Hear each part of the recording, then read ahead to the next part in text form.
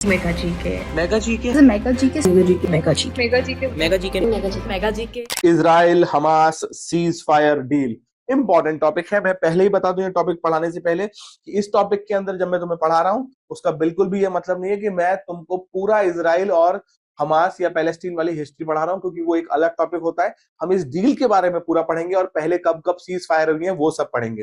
तो देखना शुरू कर देते हैं बच्चे। सबसे पहले डेट अनाउंसमेंट क्या है, 15 जनवरी 2025 को ये डील हुई है।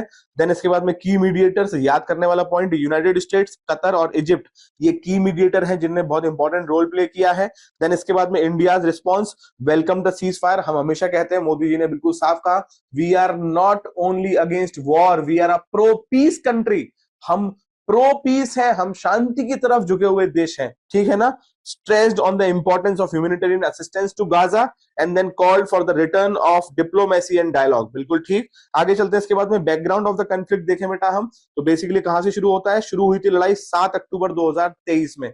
याद रखेंगे इस तारीख को, 7 अक्टूबर 2023 को यह लड़ाई शुरू हुई थी, when Hamas launched a surprise cross border attack on Israel. हमेशा के लिए इंपॉर्टेंट है ये करंट अफेयर्स और जीके के पॉइंट से स्टैटिक क्वेश्चन बन चुका है अब तो ये, क्योंकि पास्ट का भी हो चुका है। कैजुअलिटीज देखें तो इजराइल में तकरीबन 1200 लोग मरे, 250 लोग हॉस्टेजेस गए थे, और पैलेस्टाइन में तकरीबन 46,000 कैजुअलिटीज हुई। मैं फिर से वही बात कहता हूं, बहुत अच्छी बात है कि एड जा रही है, बहुत अच्छी बात है कि अब वहां पे रीबिल्डिंग होगी, सब कुछ होगा। बट अगर दुनिया शांति से चल रही होती बेटा, तो ये रीबिल्डिंग की जरूरत ही नहीं पड़ती, चीजों को सुलझाया जा सकता था। मैं हमेशा एक बात कहता हूं और हमेशा एक बिलीव करता हूं, मैंने एक इंस्टाग्राम चैनल भी बनाया था इससे जुड़ा हुआ। हाँ, मैं उसमें बहुत अच्छा काम अब तक नहीं कर पाया, पर हम सबको मिलकर उसमें काम करना चाहिए। और वो पॉइंट था दैट अगर दुनिया में एक गांधी थे तो इतनी शांति हो सकती थी, अगर दुनिया में 1 मिलियन गांधी होंगे, 10 लाख गांधी होंगे, तो कितनी शांति होगी। अगर दुनिया में इतने सारे लोग उस फिलॉसफी को मान के, उसको समझ के, प्रो पीस के लिए काम करेंगे, केवल हिंसा से दूर नहीं रहेंगे पर अहिंसा के लिए काम करेंगे, तो दुनिया कितनी अच्छी हो सकती है बेटा। सोचिएगा इस बात पे, केवल हिंसा से दूर नहीं रहना है, अहिंसा के लिए काम करना है। यही है हमारे यहाँ के प्रधानमंत्री की सोच, यही थी हमारे पुराने लीडर्स की सोच, और यही होनी चाहिए हमारी सोच। आप समझ रहे ना। तो ये रही इंपॉर्टेंट बात। आगे चलते हैं। इसके बाद में significance, this was the longest and the deadliest, this was the longest and the deadliest conflict between Israel and Hamas. Previous ceasefire failed due to distrust and continued military operation. हमको पता है, यूएन, ईयू, वर्ल्ड लीडर सब लोग कह रहे थे कि भैया सीजफायर होना चाहिए। हाँ, सब कह ही रहे थे सीजफायर होना चाहिए। इंटरनेशनल रिलेशन में कोई दो कंट्रीज के बीच में एक लिमिट तक ही बोल सकता है, उसके आगे बोल नहीं सकता है। तो इसीलिए जितना सब कह सकते थे उतना कहा था। आगे चलते हैं। सीज फायर एग्रीमेंट की बात करें, पेपर में जो इंपॉर्टेंट आ सकता है, it is a 3 phase agreement. याद रखिएगा 3 फेज में एग्रीमेंट होगा। कैसे होगा, ceasefire is structured in a gradual phase approach to ensure stability and long term peace. तो पहला फेज चलेगा 6 हफ्ते तक। पहला फेज चलेगा कितना, 6 हफ्ते के लिए। और पहले फेज में क्या होगा, full and complete cease fire across Gaza. Cease fire मतलब कोई किसी को मारेगा नहीं, कोई हथियार नहीं चलेंगे, कोई बम नहीं चलेगा, कोई तमंचा नहीं चलेगा, कोई पिस्टल नहीं चलेगी। आगे चलते हैं। Israeli forces withdraw from all populated areas in Gaza. Hamas release 33 hostages, 33 hostages including women, elderly and individual, and Israel release hundreds of Palestinian prisoners. ये होगा। इसके साथ साथ फेज 1 में होगा humanitarian relief, massive humanitarian relief भेजी जाएगी Gaza के अंदर जो इतने दिनों से रुकी हुई थी, and then medical assistance and food supply भेजी जाएगी। और सिक्योरिटी गारंटी की बात करें, if negotiation for phase 2 take longer, the ceasefire remain in peace. मतलब अगर 6 हफ्ते से भी ज्यादा लग जाते हैं फेज 2 तक बातचीत पहुंचने के बाद, मतलब मोटा मोटा समझोगे तो ऐसे समझो, जब दो लोगों में बहुत लड़ाई होती है तो उसके बाद मीडिएटर क्या बोलता है कि भैया पहले बैठ के बात तो कर लो यार, पहले बैठने के लिए, बातचीत के लिए इतना तो मानो कि बैठ सकते हो। एक बार तुम बैठ जाओगे बातचीत के लिए, उसके बाद आगे की बात बैठ के करेंगे। तो ये वो पहला राउंड है जिसमें वो कह रहे हैं कि भैया शांति से हथियार रोक के बात तो करो, एक बार बात शुरू करो, उसके बाद आगे देखते हैं। तो बात शुरू होने के बाद फेज 2 आता है, एंड फेज 2 होता है फाइनलाइजेशन ऑफ हॉस्टेज स्वैप। तो फाइनलाइजेशन ऑफ हॉस्टेज स्वैप में क्या होगा बेटा, Hamas release remaining Israeli hostage including military person, सबको छोड़ेगा। Israel withdraw all the forces from Gaza completely, ठीक है।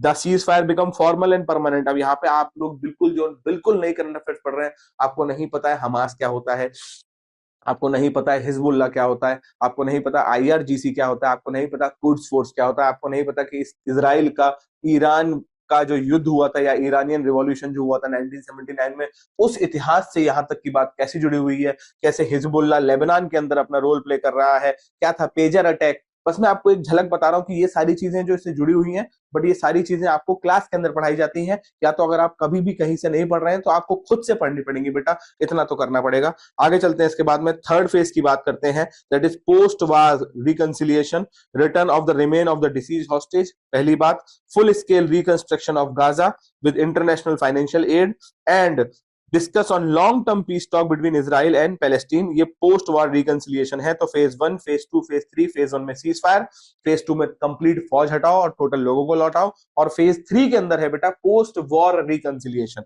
ये हो गया फाइनलाइजेशन ऑफ हॉस्टेज स्वैप की बात करें, Hamas release remaining Israeli hostage including military person, sorry आगे चलते हैं।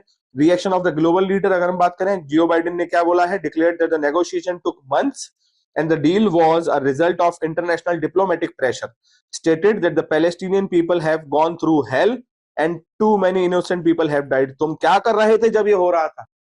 तो कर क्या रहे थे? वो एक शेर है ना कि हजार गम बरसे यार तुम अब आए, गमों ने मार दिया गम गुजार अब आए। क्या बोला मैंने कि हजार गम बरसे यार तुम अब आए, गमों ने मार दिया गम गुजार अब आए, और ये वक्त इस कदर रोने का नहीं है, लेकिन मैं क्या करूं मेरे शोगवार अब आए। समझ रहे हो ना? तो बस सवाल यही है कि सब कुछ गुजर गया, अब आप आ रहे हो तो चलो ठीक है, अब आ रहे हो तो अब आपके साथ मिलकर रो लेते हैं कि भैया हमारा बहुत दर्द और दुख हो चुका है, ये शांति बहुत पहले हो सकती थी, अगर सही लोग सही ताकत वाले चाहते तो ये शांति बहुत पहले हो सकती थी। आगे चलते हैं, इसके बाद में कतर रोल की बात करें तो कतर का इंपॉर्टेंट रोल क्या था, that is prime minister Sheikh Mohammed bin Abdul Rahman Al Thani announced a ceasefire in Doha. Qatar, Egypt and US facilitated the back channel discussion. Israeli political tension की बात करें तो हार्डलाइनर्स Israeli, hardliner Israeli का मतलब क्या होता है बेटा, वो लोग जो इजराइल में एक्सट्रीम राइट सोच के होते हैं। अब आप में से जिसको एक्सट्रीम राइट और एक्सट्रीम लेफ्ट और सेंटरिस्ट सोच नहीं पता है, आपको थोड़ा और सीखना पड़ेगा, बट जो एक्सट्रीम राइट सोच के इजरायली हैं वो लोग कह रहे हैं कि ये डील नहीं होनी चाहिए थी और हमास के लोगों को इतना कुछ नहीं मिलना चाहिए। Prime minister Benjamin Netanyahu faced domestic opposition for agreeing to the ceasefire. आगे चलते हैं बेटा, इसके बाद में है ना चैलेंजेस एंड कंसर्न की बात करें, सबसे पहला इजरायली एयर स्ट्राइक अभी भी कंटिन्यू है जब तक सीज फायर साइन नहीं हुआ था। अपोजिशन फॉर इजरायली हार्डलाइनर्स, मैंने बोला Israeli hardliner politician that is Itamar Ben Gvir and Bezalel Smotrich oppose the deal, क्योंकि वो हार्डलाइनर्स हैं, हार्डलाइनर मतलब वो एक्सट्रीम राइट के हैं।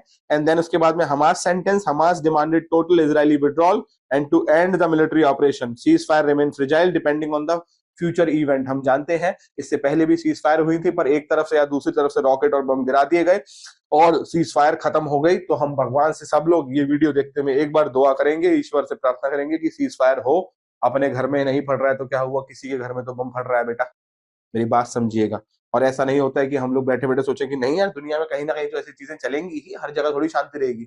ऐसा नहीं होता है, हर जगह शांति हो सकती है, हर जगह शांति भी हो सकती है। ऐसा नहीं है कि कहीं ना कहीं युद्ध चले, ऐसा जरूरी नहीं होता है।